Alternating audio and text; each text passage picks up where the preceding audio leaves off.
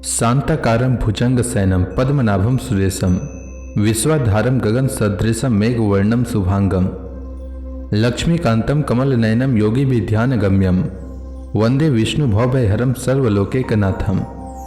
मंगलम भगवान विष्णु मंगलम गरुड़ध्वज मंगलम पुंडरीकाक्ष मंगलाय तनोहरि। ओम नमो भगवते वासुदेवाय। आज का दिन आप सभी के लिए मंगलमय हो। आज मैं अगहन मास की शुक्ल पक्ष की मोक्षदा एकादशी व्रत की कथा सुनाने वाला हूँ। तो आइए सुनते हैं मोक्षदा एकादशी व्रत की कथा। प्राचीन समय की बात है। महाराज युधिष्ठिर ने भगवान श्री कृष्ण से कहा, हे परम पूजनीय भगवान श्री कृष्ण, हे त्रिलोकीनाथ, आप सभी को सुख और मोक्ष देने वाले हैं। मैं आपको प्रणाम करता हूँ। हे प्रभु, आप कृपा करने वाले हैं, मेरी एक जिज्ञासा को शांत कीजिए। श्री कृष्ण भगवान ने कहा, हे युधिष्ठिर, जो कुछ भी जानना चाहते हो निर्भय होकर कहो, मैं अवश्य ही तुम्हारी जिज्ञासा को शांत करूंगा।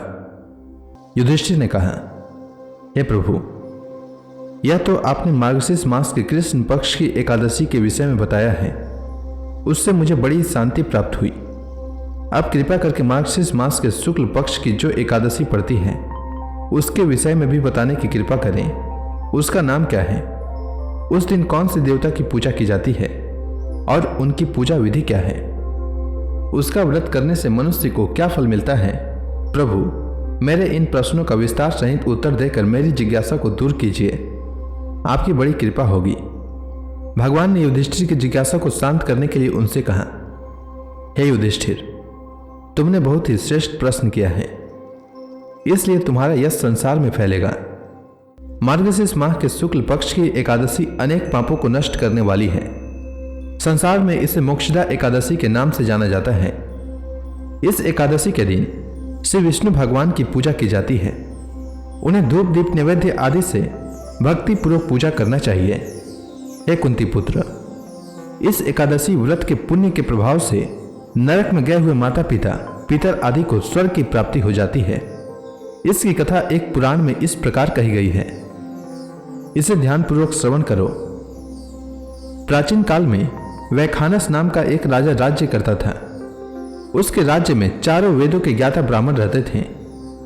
राजा अपनी प्रजा का पुत्रवत पालन किया करता था। एक रात्रि को स्वप्न में राजा ने अपने पिता को नरक की यातनाएं भोगते देखा। इस प्रकार का स्वप्न देखकर राजा बड़ा ही व्याकुल हो गया। वह बेचैनी से सुबह होने की प्रतीक्षा करने लगा। सुबह होते ही उसने ब्राह्मणों को बुलाकर उनके समक्ष अपने स्वप्न की बात बताई। हे ब्राह्मणों, रात्रि को स्वप्न में मैंने अपने पिता को नरक की यातनाएं भोगते देखा। उन्होंने मुझसे कहा है कि हे पुत्र, मैं घोर नरक भोग रहा हूं, मेरी यहां से मुक्ति कराओ। जब से मैंने उनके यह वचन सुने हैं तब से मुझे चैन नहीं है। मुझे अब राज्य सुख, ऐश्वर्य, हाथी घोड़े, धन, स्त्री, पुत्र आदि कुछ भी सुखदायक प्रतीत नहीं हो रहे हैं। अब मैं क्या करूं, कहां जाऊं? इस दुख के कारण मेरा शरीर तप रहा है। आप लोग मुझे किसी प्रकार का तप, दान, व्रत आदि बताएं जिससे मेरे पिता को मुक्ति प्राप्त हो। यदि मैंने अपने पिता को नरक की यातनाओं से मुक्त कराने के प्रयास नहीं किए तो मेरा जीवन निरर्थक है। जिसके पिता नरक की यातनाएं भोग रहे हों उस व्यक्ति को इस धरती पर सुख भोगने का कोई अधिकार नहीं है। हे ब्राह्मण देवो, मुझे शीघ्र ही इसका कोई उपाय बताने की कृपा करें। राजा के आंतरिक दुख की पीड़ा को सुनकर ब्राह्मणों ने आपस में विचार विमर्श किया। फिर एक मत होकर बोले, राजन, वर्तमान भूत और भविष्य के ज्ञाता पर्वत नाम के एक मुनि हैं। वे यहां से अधिक दूर नहीं हैं। आप अपनी यह व्यथा उनसे जाकर कहें, वे अवश्य ही इसका कोई सरल उपाय आपको बता देंगे। ब्राह्मणों की बात मान राजा मुनि के आश्रम पर गए। आश्रम में अनेक शांतचित्त योगी और मुनि तपस्या कर रहे थे। चारों वेदों के ज्ञाता पर्वत मुनि दूसरे ब्रह्मा के समान बैठे जान पड़ रहे थे। राजा ने उन्हें दंडवत प्रणाम किया तथा अपना परिचय दिया। पर्वत मुनि ने राजा से कुशल क्षेम पूछी। तब राजा ने बताया, हे मुनिवर, आपकी कृपा से मेरे राज्य में सब कुशल है, किंतु मेरे समक्ष अकस्मात ही एक ऐसी समस्या खड़ी हुई है जिससे मेरा हृदय बड़ा ही अशांत हो रहा है। फिर राजा ने मुनि को व्यथित हृदय से रात में देखे गए स्वप्न की सारी बात बताई और फिर दुखी स्वर में बोला, हे महर्षि, अब आप कृपा कर मेरे मार्गदर्शन करें कि ऐसे में मुझे क्या करना चाहिए, कैसे मैं अपने पिता को नरक की यातना से मुक्ति दिलाऊं। राजा की बात पर्वत मुनि ने गंभीरता पूर्वक सुनी, फिर नेत्र बंद कर भूत और भविष्य पर विचार करने लगे। कुछ देर गंभीरता पूर्वक चिंतन करने के बाद उन्होंने कहा, राजन, मैंने अपने योग बल के द्वारा तुम्हारे पिता के सभी कुकर्म का ज्ञान प्राप्त कर लिया है। उन्होंने पूर्व जन्म में अपनी पत्नियों से भेदभाव किया था, उसी पाप कर्म के फल से तुम्हारा पिता नरक में गया है। यह जानकर वैखानस ने याचना भरे स्वर में कहा, हे ऋषिवर, मेरे पिता के उद्धार का आप कोई उपाय बताने की कृपा करें, किस प्रकार वे इस पाप से मुक्त होंगे।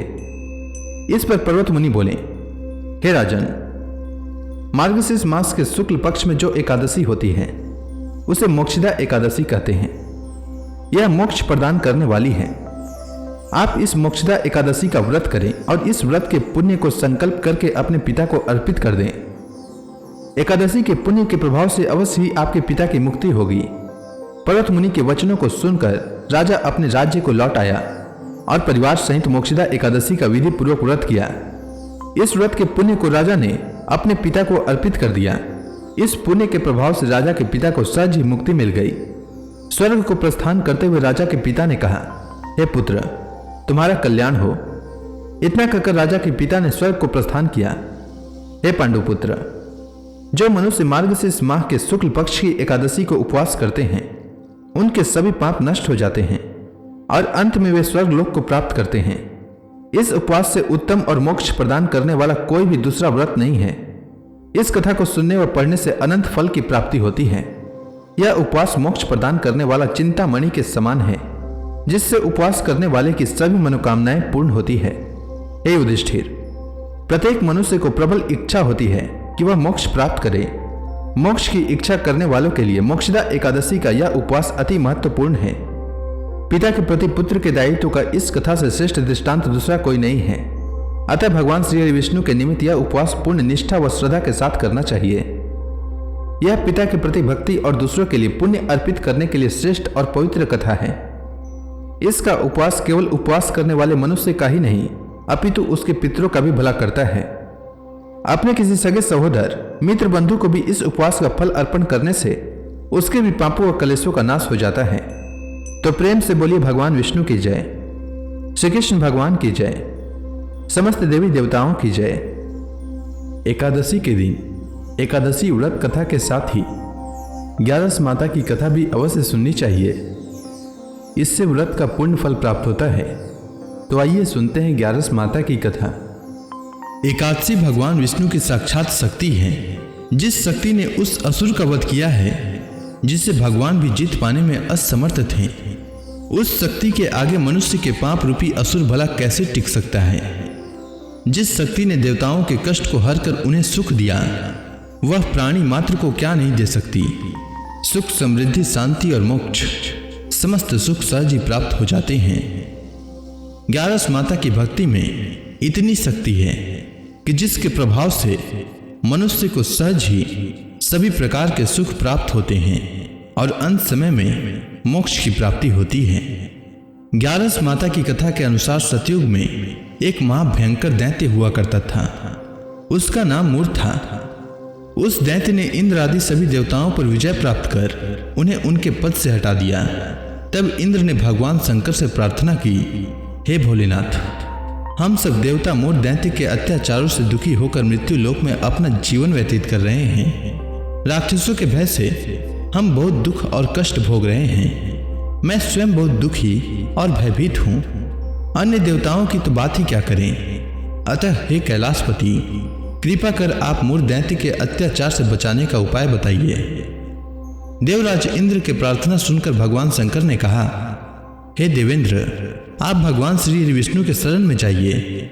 मधु कैटभ का संहार करने वाले भगवान विष्णु देवताओं को अवश्य ही इस भय से मुक्त करेंगे। भगवान शंकर के आदेश का पालन करते हुए इंद्र तथा अन्य देवता क्षीर सागर गए, जहां पर भगवान श्री विष्णु शेष शैया पर विराजमान थे। इंद्र सहित सभी देवताओं ने भगवान विष्णु को देखा और उनके समक्ष उपस्थित होकर उनकी स्तुति करने लगे।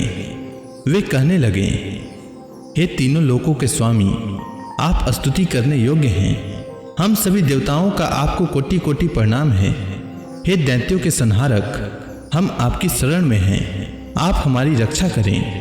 हे त्रिलोकपति, हम सभी देवता दैत्यों के अत्याचार से भयभीत होकर आपकी शरण में आए हैं। इस समय दैत्यों ने हमें स्वर्ग से निकाल दिया है और हम सभी देवता बड़ी ही दयनीय स्थिति में मृत्यु लोक में विचरण कर रहे हैं। अब आप ही हमारे रक्षक हैं, हमारी रक्षा करें। हे जगन्नाथ, आप हमारी रक्षा करें। देवताओं की करुण पुकार सुनकर भगवान श्री हरि विष्णु बोले, हे देवगणों, वह कौन सा दैत्य है जिसने देवताओं को जीत लिया है? आप सभी देवगण किसके भय से पृथ्वी लोक में भटक रहे हैं? क्या वह दैत्य इतना बलवान है जिसने इंद्र सहित सभी देवताओं को जीत लिया है? तुम निर्भय होकर मुझे सब हाल बताओ। भगवान विष्णु के इस स्नेहमयी वचनों को सुनकर देवेंद्र ने कहा, हे प्रभु, प्राचीन काल में ब्रह्म वंश में उत्पन्न हुआ नाड़ी जंगम नाम का एक असुर था, जिसका मूर नामक एक पुत्र है, जो चंद्रवती नामक नगरी में निवास करता है, जिसने अपने बल से मृत्यु लोक और देवलोक को जीत लिया है और सब देवताओं को देवलोक से निकालकर अपने दैत्य कुल के असुरों को इंद्र, अग्नि, यम, वरुण और चंद्रमा आदि सभी को लोकपाल बना दिया है। वह स्वयं सूर्य बनकर पृथ्वी को तापता है और स्वयं मेघ बनकर जल की वर्षा करता है। अतः आप इस बलशाली भयानक असुर का संहार करके देवताओं की रक्षा करें। देवेंद्र के मुख से ऐसे वचन सुनकर भगवान विष्णु बोले, हे देवताओं, मैं आपके शत्रु का शीघ्र ही संहार करूंगा। आप सभी इसी समय मेरे साथ चंद्रवती नगरी चलिए। देवताओं की पुकार पर भगवान विष्णु तुरंत ही उनके साथ चल दिए। उधर दैत्य राजमूर ने अपने तेज से जान लिया था कि श्री विष्णु युद्ध की इच्छा से उसकी राजधानी में आ रहे हैं। अतः अपने राक्षस योद्धाओं के साथ वह भी युद्ध भूमि में आकर गरजने लगा। देखते ही देखते युद्ध शुरू हो गया। युद्ध शुरू होने पर अनगिनत असुर अपने अस्त्र शस्त्रों को धारण कर देवताओं से युद्ध करने लगे, किंतु देवता तो पहले ही डरे हुए थे। वह अधिक देर तक राक्षसों का सामना न कर सके और भाग खड़े हुए। तब भगवान विष्णु स्वयं युद्ध भूमि पर आ गए। दैत्य पहले से भी ज्यादा जोश में भरकर भगवान विष्णु से युद्ध करने लगे। वे अपने अस्त्र शस्त्रों से उन पर भयानक प्रहार करने लगे। दैत्यों के आक्रामक वारों को श्री हरि विष्णु अपने चक्र और गदा के प्रहारों से नष्ट करने लगे। इस युद्ध में अनेक दैत्य सदा के लिए मृत्यु की गोद में समा गए, किंतु दैत्यराज मूर भगवान विष्णु के साथ निश्चल भाव से युद्ध करता रहा। उसका तो जैसे अभी बाल भी बांका नहीं हुआ था। वह बिना डरे युद्ध कर रहा था। भगवान विष्णु मूर को मारने के लिए जिन जिन शस्त्रों का प्रयोग करते, वे सब उसके तेज से नष्ट होकर उस पर पुष्पों के समान गिरने लगते। अनेक अस्त्र शस्त्रों का प्रयोग करने पर भी भगवान विष्णु उससे जीत न सके। तब वे आपस में मल्ल युद्ध करने लगे। भगवान श्री विष्णु उस असुर से देवताओं के लिए सहस्त्र वर्षों तक युद्ध करते रहे, किंतु उस असुर से न जीत सके। अंत में भगवान विष्णु शांत होकर विश्राम करने की इच्छा से बद्रिकाश्रम स्थित 38 कोस लंबी एक द्वार वाली हेमवती नाम की एक गुफा में प्रवेश कर गए। उस गुफा में भगवान ने शयन किया। भगवान विष्णु के पीछे पीछे वह दैत्य भी चला आया था। भगवान श्री हरि विष्णु को सोता देखकर वह दैत्य उन्हें मारने को तैयार हुआ। वह सोच रहा था कि आज मैं अपने चिर शत्रु को मारकर हमेशा हमेशा के लिए निष्कंटक हो जाऊंगा, परंतु उसकी यह इच्छा पूर्ण न हो सकी, क्योंकि उसी समय भगवान विष्णु की देह से दिव्य वस्त्र धारण किए एक अत्यंत मोहिनी कन्या उत्पन्न हुई और राक्षस को ललकार कर उससे युद्ध करने लगी। उस कन्या को देखकर राक्षस को घोर आश्चर्य हुआ और वह सोचने लगा कि यह ऐसी दिव्य कन्या कहाँ से उत्पन्न हुई, और फिर वह असुर उस कन्या से लगातार युद्ध करता रहा। कुछ समय बीतने पर उस कन्या ने क्रोध में आकर उस दैत्य के अस्त्र शस्त्रों को टुकड़े टुकड़े कर दिए। अब तो उस दैत्य को बड़ा ही क्रोध आया और वह सारी मर्यादाएं भंग करके उस कन्या से मल्ल युद्ध करने लगा। उस तेजस्वी कन्या ने उसको धक्का मारकर मूर्छित कर दिया और उसकी मूर्छा टूटने से पूर्व ही उसका सिर काटकर धड़ से अलग कर दिया। सिर काटते ही वह असुर पृथ्वी पर गिरकर मृत्यु को प्राप्त हुआ। बाकी बचे असुर अपने राजा का ऐसा दुखद अंत देखकर भयभीत होकर पाताल लोक में भाग गए। भगवान विष्णु जब निद्रा से जागे तो उस असुर को मरा देखकर उन्हें घोर आश्चर्य हुआ और वे सोचने लगे कि इस महाबली को किसने मारा है। तब वह तेजस्वी कन्या श्रीहरि से हाथ जोड़कर बोली, हे जगदीश्वर, यह असुर आपको मारने को उद्यत था, तब मैंने आपके शरीर से उत्पन्न होकर इस असुर का वध किया है।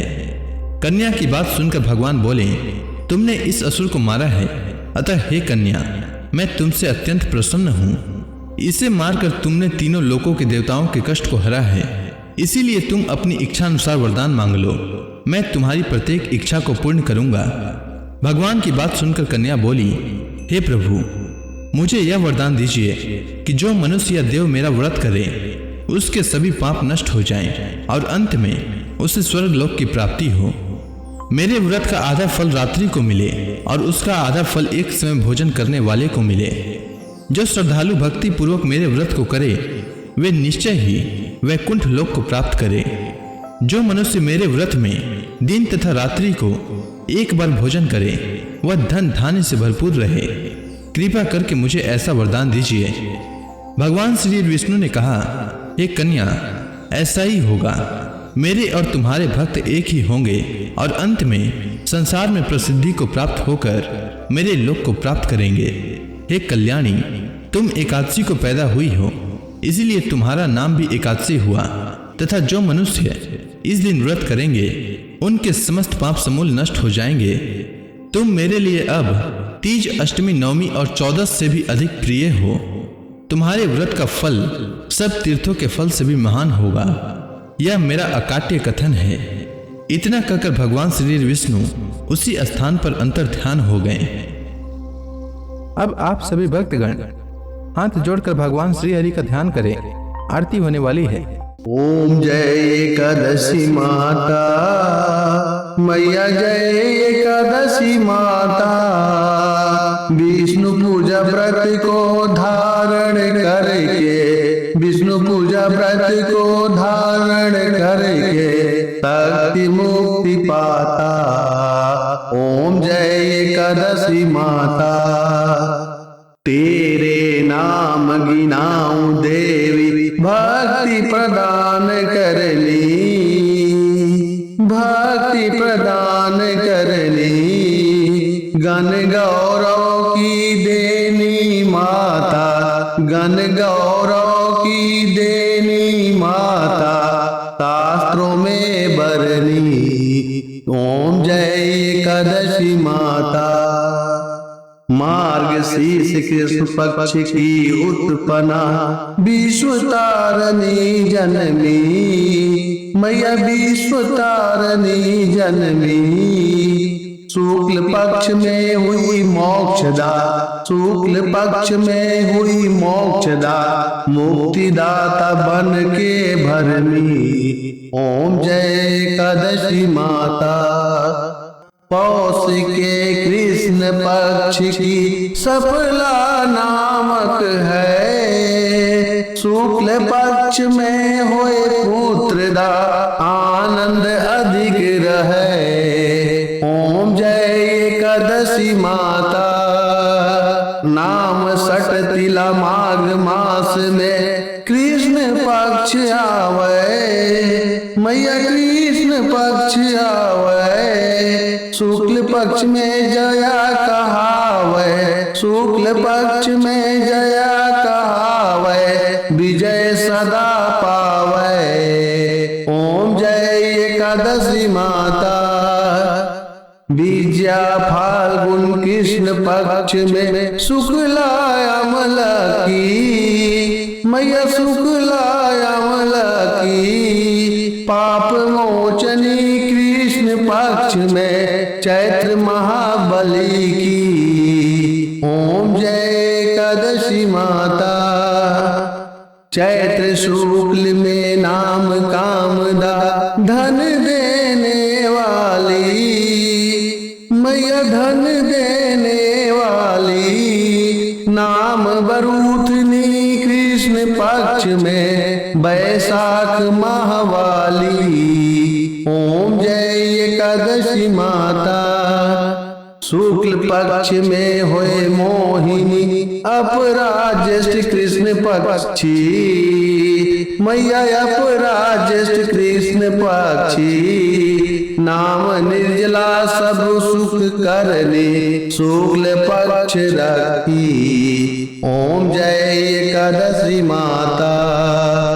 योगिनी नाम आषाढ़ में जानो कृष्ण पक्ष करनी। मैया कृष्ण पक्ष करनी। देवसैनी नाम कहायो शुक्ल पक्ष धरनी। ओम जय एकादशी माता। कामिका श्रावण मास में आवे कृष्ण पक्ष कहिए। श्रावण शुक्ला होए पवित्रा आनंद से रहिए। ओम जय एकादशी माता। अजा भाद्रपद कृष्ण पक्ष की परिवर्तनी शुक्ला। मैया परिवर्तनी शुक्ला। इंद्राश्विन कृष्ण पक्ष में व्रत से भवसागर निकला। ओम जय एकादशी माता। पापांकुश है शुक्ल पक्ष में आप हरण हारी। मैया आप हरण हारी। रमा मास कार्तिक में आवे सुखदायक भारी। ओम जय एकादशी माता। देवोत्थान शुक्ल पक्ष की दुख नाशक मैया। पावन मास में करो विनती पार करो नैया। ओम जय एकादशी माता। परमा कृष्ण पक्ष में होती जन मंगल करनी। मैया जन मंगल करनी। शुक्ल मास में होए पद्मिनी दुख दरिद्र हरनी। ओम जय एकादशी माता। जो कोई आरती एकादशी की भक्ति सहित गावे। मैया भक्ति सहित गावे। जन गुरु दिता स्वर्गवासा निश्चय वह पावे। ओम जय एकादशी माता। तो प्रेम से बोलिए विष्णु भगवान की जय। माता लक्ष्मी की जय।